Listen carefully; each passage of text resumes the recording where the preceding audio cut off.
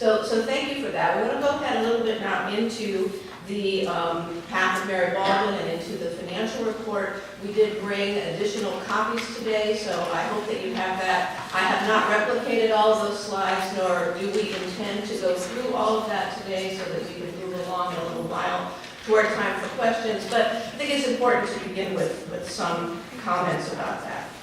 So as we pulled all this together, as I said in my opening remarks, I know that you are familiar with the key overarching messages here, because surely Mary Baldwin is a courageous and entrepreneurial institution that has been and still is tuition dependent with a modest endowment. As such, of course, we are vulnerable to external trends. And this has combined, as the introduction shows you, over particularly the past 50 years, into these cycles of profit and loss, into these cycles of confidence and crisis. But it is an inspiring story. The ups and the downs of the strength of our faculty and staff, of the leadership of the boards over the decades, but most of all of our creativity and of our tenacity and of the grit of the institution and its people. And it's an inspiring story for our unwavering commitment to women, because you are the testimony to this institution. And that's powerful. That's a powerful story. But it's also, as we point out in here, it's also a fragile and volatile story. And that's where Jane's narrative, through her 46 years of engagement with the institution, is a narrative of those cycles and how they weave together, of how the pressures and experiences of economic downturns, as well as economic booms, shifts in the demographic, numerous shifts over those cycles, in enrollment patterns and in attendance patterns for higher education, for the generosity of our donors and our alumni, as we come together now to almost complete the third major campaign in this cycle that we've chronicled here. And always through all of this, to put that together in a lens of our own internal situation and all of our external data, and see and seize the opportunities that program innovation constantly has sprung forth, and that you see in that enrollment chart, the ongoing foundation of the College for Women and the innovations have increased our credit hours since 1984 from 25,000 to more than 40,000.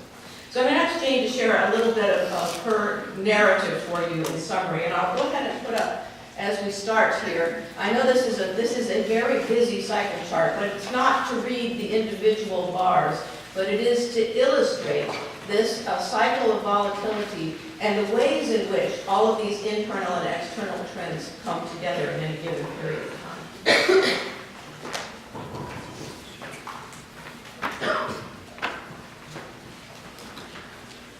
So, I think if you've had a chance to read the letter in the annual report, it's, just goes through what happened over the years, and what we see is, the kind of the written explanation of what was happening during these cycles is I've attempted to put in that letter. So I don't know if we need to go into huge detail on this, but I think if you read the letter and you look at this chart, what you can't help but see is, wow, it's just been a roller coaster. And I don't think this is that, I'm not nearly as familiar with the history of any other small liberal arts college, but I don't think it's that uncommon. And I think that's why there were 250 women's colleges when this chart started, and there are about maybe 35 today that you would recognize as a women's college. I mean, the Women's College Coalition includes Texas Women's College, which is fully co-ed in every respect, including celebrating its first male president of the student body. So, I'm happy for them to be a women's college, but whether they should be in our comparison group, I don't know if that's the case. But so there are 35 that I think we would recognize as women's colleges versus that. So that means that in the past 4.5 years, you've seen about 14 either go co-ed or close, women's colleges. In addition to other small liberal arts colleges closing and changing their mission to be, maybe only a nursing school, that kind of thing. So, it wasn't as much as, based on my age more than anything, it probably wasn't such a surprise to me that there have been these critical junctures in the history of the school, because I graduated in '76, and it was well known in '77, '78 that the school was at the point of being very close to closing. And that either Virginia Lester would succeed or the school would close. And she did succeed. And, anecdotally, I'll tell you, I didn't like it because all I understood was that she was closing, departments that I loved, religion and philosophy, all kinds of majors that I thought were extraordinarily important. I was not aware at that time that it was an existential question. But what happened, we were very happy to see the next cycle come, and programs be added. So what's happened is, I think that this illustrates pretty well. It's always been programmatic solutions. You have a dip, the administration sees a route through this with new programmatic initiatives. That program is instituted and there's an uplift. And the problem that we see then is that works for shorter and shorter periods of time, until the fact that the standalone issues in the residential college for women can't be addressed solely through the methods that we've used for the last 50 years. And we have a large historic residential campus, and it needs people in residence. And that pool needs to be increased. And that is the logic for the thinking of the administration and board in creating University College. I'm sorry, I didn't want to ask questions later, but I just want to confirm, is this total profit loss of the entire university? Is that what that blue line means? I just didn't hear you Yes. reference what I'm looking at in the blue line. So you're seeing, so originally back in the 60s, I'm just confirming, Yeah, I can help you with it.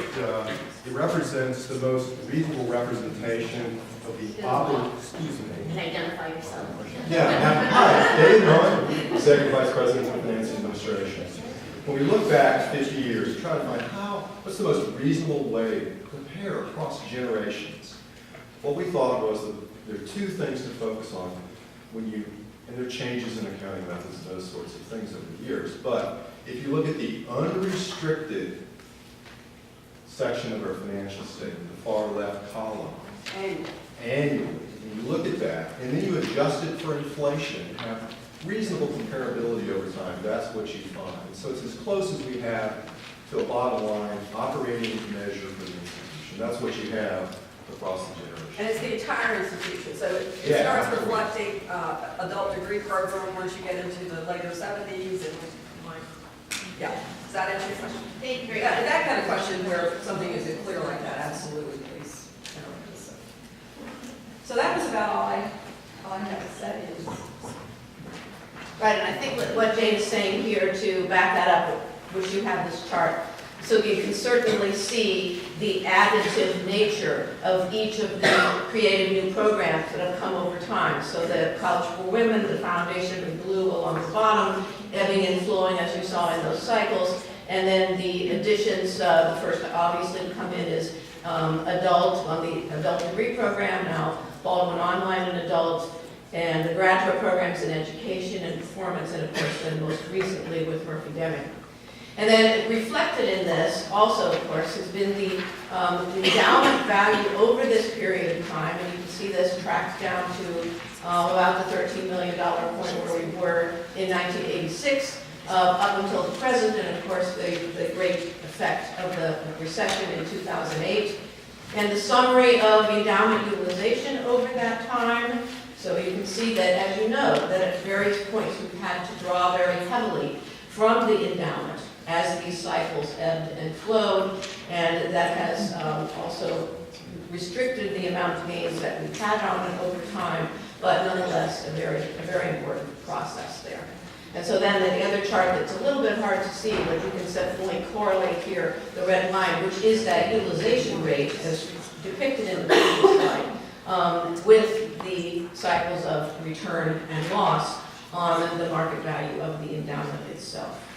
So that really brings us up to this year, and I'll just offer a relatively brief summary going forward from this point that you have in the back part with the 2016 financials. And what you can see in your information there that is on page 16, that financial overview from 2012 to 16, those are the summary highlights of our annual audited financials. And what the trend definitely shows you there, the two key points that we pull out on that page, is the significant impact of the recent innovation, that is the Murphy-Deming College of Health Science, through its startup gifts and through the surge in its tuition growth that is now reaching full enrollment. So that's a tuition addition of $5.7 million by 2015-16. But then in that same period of time, unfortunately, as we've been talking about the enrollment pressures, and particularly the 100-student decline in the College for Women, that means that over the same period, tuition for the College for Women declined by $2.8 million, and some other declines in online education. So those declines offset the surge of tuition growth. And you have how this breaks out by tuition segment. But what really that brings us to the situation where we have seen this decline in unrestricted net assets, and we were in a position where the institution absolutely must innovate again. And that's what we've been talking about over the past few months. And it really comes down to, first of all, the enrollment goals in our current strategic plan, which is Mary Baldwin 2020. So for the entire institution, that plan is based upon several guidelines for reaching financial sustainability. That financial sustainability is predicated upon growth in enrollment in the institution to between 2,250 and 2,500 students. And it really means in the components here that we have to address the residential component of the institution by strengthening, continuing to support, showing our value for the College for Women, but also introducing the new co-educational living learning communities in the University College, so that between the two of them we can come closer to what we acknowledge is the thriving threshold in higher education of closer to 1,000 students. So we've come to that period of time where this innovation, in addition to the other things that you've read and we planned about, such as the new Masters of Business Administration and the online Masters in Murphy-Deming, will get us back on that path for moving forward. So with that, I know you have the information. It's about 40 minutes into our time together, so I want to turn it back over to Teresa and Jeanette so that we have time for a conversation.